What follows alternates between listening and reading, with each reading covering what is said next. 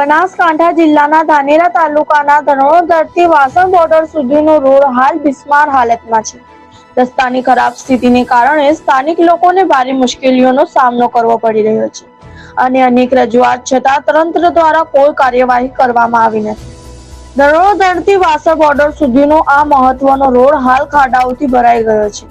અનેક જગ્યાએ રોડ તૂટી ગયો હોવાથી વાહન ચાલકોને ભારે મુશ્કેલી પડી રહી છે.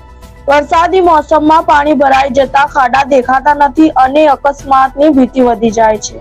ખાસ કરીને 2 ચક્રી વાહન ચાલકો અને વિદ્યાર્થીઓ માટે આ રોડ જોખમી બન્યો છે. સ્થાનિક લોકોના જણાવ્યા મુજબ વારંવાર રજૂઆત છતાં કોઈ સુધારો થયો નથી. રસ્તાની ખરાબ હાલતને કારણે ઇમરજન્સી સેવાઓને પણ અવરોધો આવી રહ્યા છે.